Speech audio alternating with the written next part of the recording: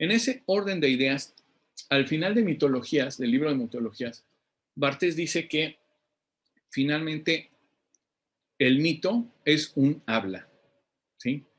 Es decir, resuelve esta situación de otro modo, la situación que le preocupaba a Levi Strauss, y decir, bueno, pues los fenómenos son una concatenación de signos, estos signos tienen asociaciones o tienen relaciones, y no necesariamente esas relaciones están en un determinado orden eh, que no deba ser inalterable, ¿no? Sino que esa asociación puede darse de cualquier manera. Por eso es que los estructuralistas a veces escriben libros en los cuales, pues, dicen, ni siquiera me interesó el orden, porque como ibas a llegar al final, ibas a armar todo como lector, entonces, pues, fui poniendo las partes para que tú los vayas uniendo, ¿no? Entonces, bueno, dice Barthes, el mito es un habla. ¿Qué quiere decir que el mito es un habla? ¿Sí? Que los mitos, como si fuera habla, son una realización personal de una estructura que va por allá y que yo voy cambiando poco a poco, ¿no? Y que lo voy cambiando a través de ponerlo en circulación en el escenario de significación social entre los usuarios y voy negociando con ellos como con cualquier otro signo lingüístico en donde yo pongo un signo y a cambio recibo o un significado u otro signo de otra persona, ¿no? Entonces dice, el mito no se define por el objeto del mensaje, sino por la forma.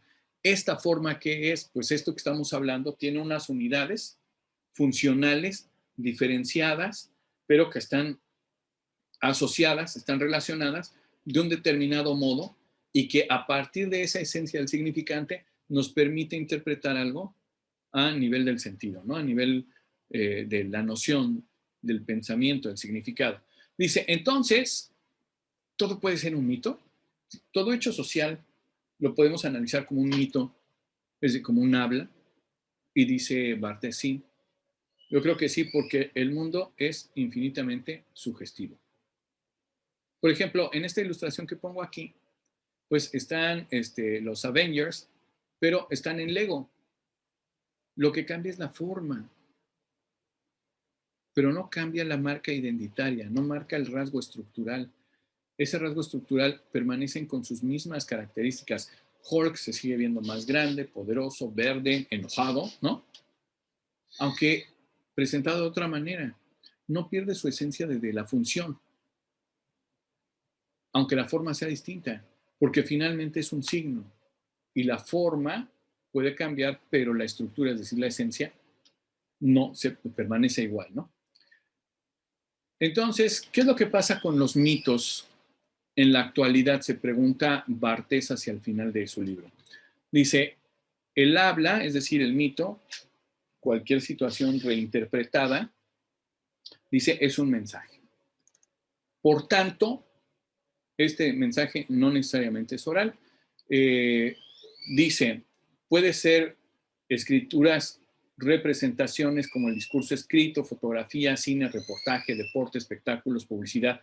En otras palabras, todo puede servir de soporte para el habla mítica o bien traducido un poco más a la cuestión que nosotros estamos hablando, todo puede ser leído como si se tratara de un texto, de un signo lingüístico, y podemos a través de eso pensar que todo fenómeno social, ¿sí?, puede tener una estructura y un sistema, una estructura como una serie de reglas de oposición, relación, uso, nivel y protocolo de uso, como dice Barthes en mitologías o en los elementos de semiología, y que por otra parte puede ser leído, es decir, podemos interpretarlo.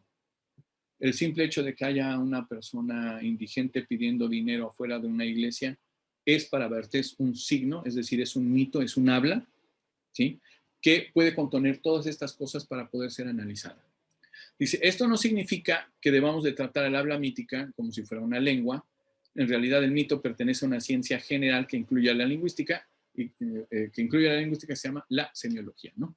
Entonces, a partir de estos aportes de la lingüística, Barthes puede explotar su idea de semiología y hacer estos análisis ya con un método específico, el método estructural, que se refiere a estas oposiciones funcionales, a las reglas sintagmáticas, a las exclusiones paradigmáticas, a los determinados usos que se le da y a los protocolos de cuándo es apropiado utilizar algo o no.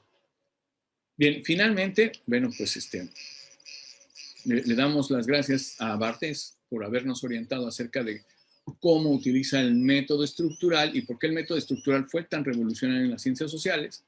Aquí están algunas lecturas de referencia y espero que pues esto nos haya dado una noción acerca de cómo, por ejemplo, las ideas de Saussure fueron reinterpretadas en diferentes contextos. Esto que hace Barthes pues es aplicarlo a la semiología, es decir, al análisis de todo cuanto existe y considerarlo como un texto. ¿Qué es considerarlo como un texto? Como algo que puede ser leído, interpretado, analizado, desmenuzado y por lo tanto puede admitir la condición de ser interpretado. ¿Correcto? Otro estructuralista que es de la misma talla de relevancia de Barthes y de Lévi-Strauss es Jacques Lacan. Jacques Lacan, pues lo que analiza son los sueños, el inconsciente, ¿sí? Y entonces utiliza esta misma metodología de lo que está opuesto, las asociaciones, las relaciones, las reglas de uso de los propios sueños, del propio inconsciente, subconsciente, para entender lo que pasa en la mente del individuo. No vamos a hablar de Jacques Lacan porque es muy complicado, pero lo que estoy tratando de decir es cómo ese método estructural ha tocado diversos campos, tan diversos como el psicoanálisis en el caso de Jacques Lacan, la semiología en el caso de Roland Barthes, la antropología y arqueología en el caso de Lévi-Strauss y finalmente la lingüística en el caso del mismo fundador, Ferdinand de Saussure.